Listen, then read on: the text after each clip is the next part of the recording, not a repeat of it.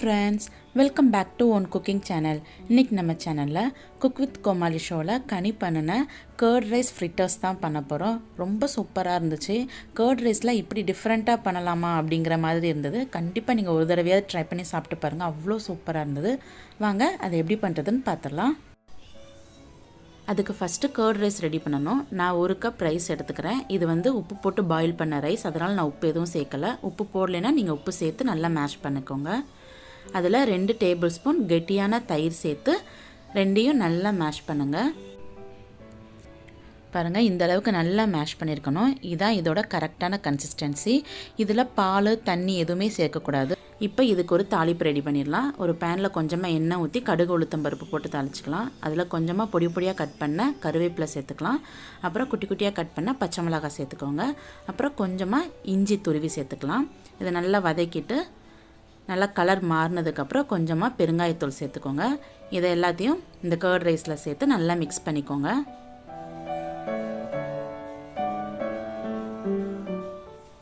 இப்போ நமக்கு curd rice ready ஆயிடுச்சு. இப்போ நம்ம அடுத்த ஸ்டெப் பார்க்கலாம். இப்போ இதில் சின்ன உருண்டையாக எடுத்துக்கோங்க. எடுத்துகிட்டு உங்களுக்கு எந்த ஊறுகாய் ரொம்ப பிடிக்குமோ அதை இந்த மாதிரி ஹோல் மாதிரி வச்சு அதுக்குள்ளே அந்த ஊறுகாவை ஸ்டஃப் பண்ணிக்கலாம்.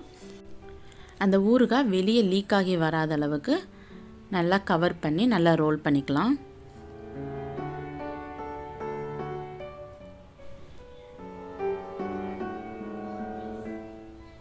இதே மாதிரியே நான் எல்லா பால்ஸுமே ரோல் பண்ணி எடுத்து வச்சுக்கிறேன். பாருங்கள், சூப்பராக எல்லாமே ரெடி பண்ணிட்டோம்.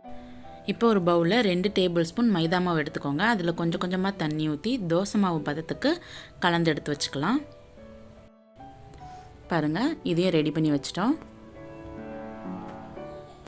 இப்போது அப்பளத்தை இந்த மாதிரி கையை வச்சே நொறுக்கி எடுத்துக்கோங்க. மிக்சியில் எதுவும் போட வேண்டாம். கையை வச்சே நல்லா க்ரஷ் பண்ணி எடுத்துக்கோங்க. நான் 3 அப்பளம் எடுத்துக்கிறேன்.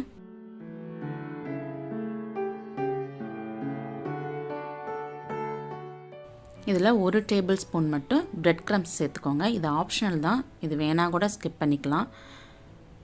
இப்போது அந்த பால்ஸை அந்த மைதா பேஸ்ட் இருக்குல்ல அதில் கொஞ்சம் டிப் பண்ணிவிட்டு அதை இந்த அப்பளம் நொறுக்கி வச்சுருக்கிறோம்ல இதில் நல்லா ரோல் பண்ணணும். நல்லா டைட்டாக ரோல் பண்ணுங்கள். எந்த அளவுக்கு இந்த அப்பளம் மேலே நல்லா ஒட்டுதோ அந்த அளவுக்கு நல்லா கிறிஸ்பியாக இருக்கும். ரொம்ப சூப்பராக இருந்தது. கர்ட் ரைஸ் வச்சு இப்படி ஒரு டிஃப்ரெண்ட்டான ரெசிபி செய்யலாமா அப்படிங்கிற மாதிரி இருந்தது. கண்டிப்பாக வீட்டில் ட்ரை பண்ணி பாருங்கள். எல்லாருமே ரொம்ப என்ஜாய் பண்ணி சாப்பிடுவாங்க. பாருங்கள், இதே மாதிரி எல்லா பால்ஸுமே நான் அப்பளத்தில் ரோல் பண்ணி எடுத்து வச்சுக்கிறேன்.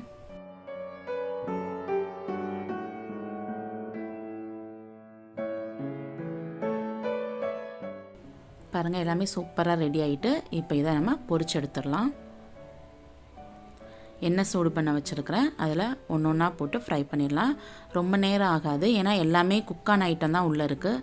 அதனால் மேலே வந்து கோல்டன் கலரில் வர்ற வரைக்கும் மட்டும் ஃப்ரை பண்ணி எடுத்துக்கோங்க. டக்குன்னு ரெடி ஆகிடும். பாருங்கள், சூப்பராக ரெடி ஆகிட்டு பார்க்குறதுக்கே எவ்வளோ சூப்பராக இருக்குது. டேஸ்ட்டும் அதே மாதிரி சூப்பராக இருக்கும்.